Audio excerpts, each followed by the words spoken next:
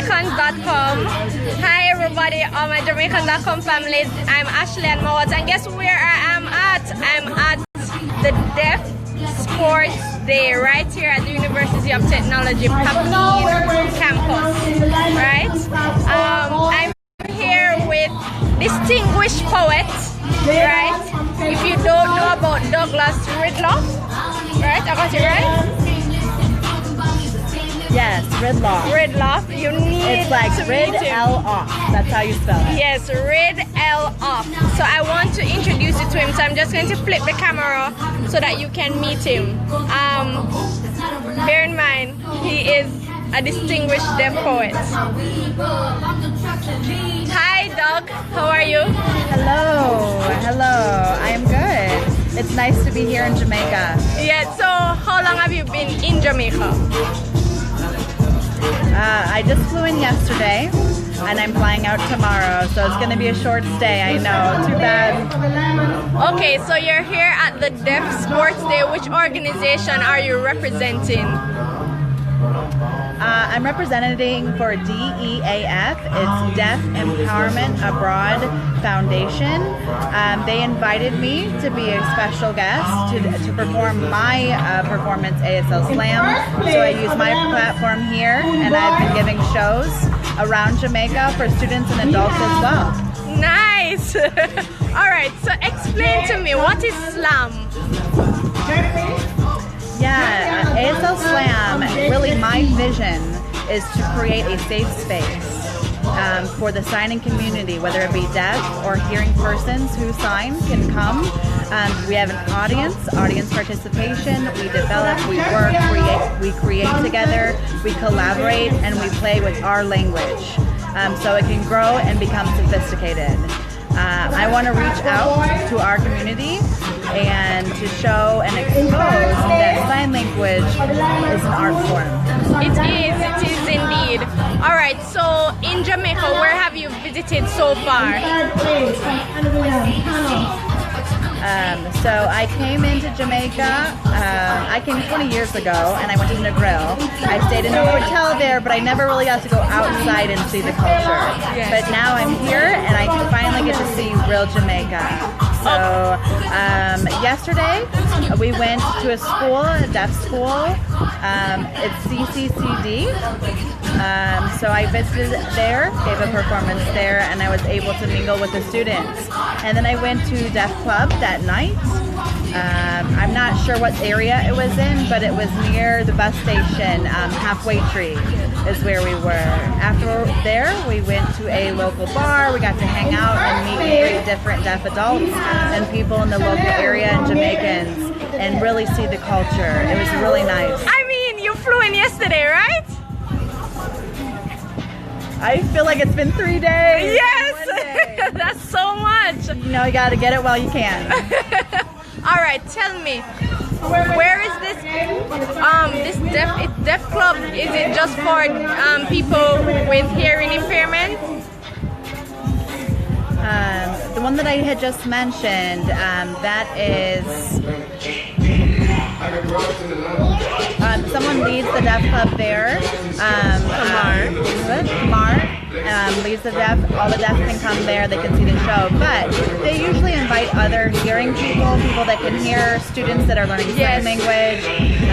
Yesterday was a special event because I was performing, so there was a lot of deaf who came out to see me. Okay, all right. A little bit more about your poetry. Deaf poetry. Do you have a particular genre? Is it genre or style or yeah? Tell me about your poetry. That's a really good question. So I have several genres I use. Sometimes I tell a story or I do a poetry using numbers, sign language numbers through hand shapes. Like it could be 1, 2, 3, 4, 5, 6, 7, 8, 9, 10. That's how we count. And I show the story through those numbers. or I'll do the alphabet, A to Z, and I'll show a story through using the alphabet. Or I use different hand shapes, like this, for example. This can be a car, it can be somebody walking, it can be a bird flying, it can be somebody tumbling and running around. So you can use the language and manipulate and morph the language into different stories and hand shapes using that. Comparative to the hearing poetry is just spoken poetry. You just hear repetitive words that sound similar. Say, I'm doing this, I'm doing that, that type of thing. So we as deaf use our hands. We use our hand shapes to create it, to create different content. Maybe a car's running over the road or someone's walking or running or a bird's playing, but you use the same hand shape to represent that in the story. Nice. So we have several different genres, but I have lots more I could tell you. I freestyle, I do rhythms, different rhythms, where I'm telling a story to a beat, kind of almost looking like a dance. So I take the language and I merge both together to create that. Another genre I use is visual, vernacular, meaning I will expound upon the language. There's no exact sign for it. There's signs for everyday's conversation. We use ASL in America. You guys use JSL. But I use more that's visual friendly. Like when I'm walking, you can tell I'm walking just by a gesture. If I'm running, I'll use visually how it looks running. That's running, right? You can tell that. So it's more visual for everyone to be able to understand. So that's how I tell the stories, through that visual vernacular. And then I have several more that I do, but I think that's enough for you. It's a mouthful. Why poetry? Why do you like poetry? Deaf poetry, that's it.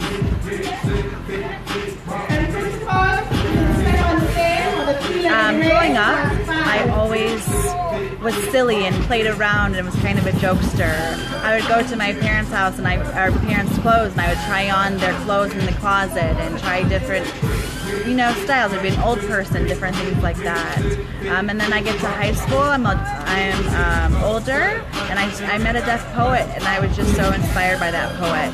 I had a friend that I grew up with as well too, from a deaf family as well, and we could really work together and play off each other's rhythm and how we thought. We didn't realize that we were just having fun, and we created poetry together.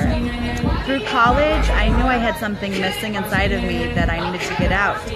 So after I graduated college, I came home, became more creative, and then I started to use ASL STEM is where I created. Before it was a different name.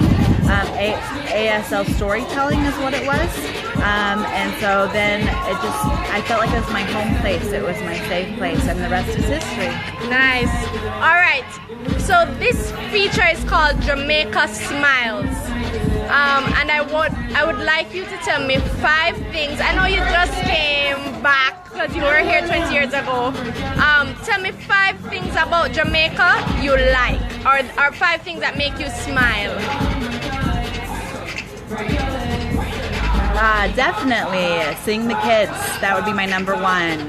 Their smiles, it just reminds me that I love what I'm doing, and I'm going to continue to do what I'm doing and do more of it. I would say that. I would also sing Deaf Can Coffee. That was a great thing for me, and I was really impacted by seeing young deaf men and women working, learning how to do the roasting, how to become baristas. It was amazing to me. And then also, seeing my friends in this organization and meeting new friends here in Jamaica where I can come back and see them again. Seeing the palm trees. It's beautiful here. It makes me smile for sure. And then I would say just a break from home as well too. I have a busy life, so coming here has been nice. I've been able to chill, have warm weather. That makes me smile. Nice, nice.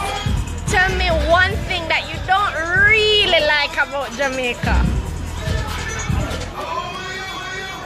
An ant just bit me sitting here, so I would say the ants I don't like here in the ground. Thank you so much, Douglas Ridloff. I got it right? Ridloff? Yes, Ridloff. Ridloff, Yeah. yes. Thank you so much for granting me this interview. I must say that this is my first interview with a deaf person. Oh, and it was wow. awesome. I am honored. I am honored. Where can people find you on social media? Okay, at Douglas Ridloff. I have Instagram, I have Facebook, I have Twitter, any of those accounts. So it's ASL Slam as well too. That I have an Instagram, Twitter, and Facebook account as well too. So come follow me. Yes, I will. I will. All right. Thank you so much. Thank you. Okay, guys. So this is just part one because trust me, I have so many people here that I wanted to meet, and they're all signing, and I'm learning some sign language as well because I'm not so literate in that area. But please stay tuned to Jamaican.com Facebook page as we carry live coverage of the Deaf Sports Day. All right, take care.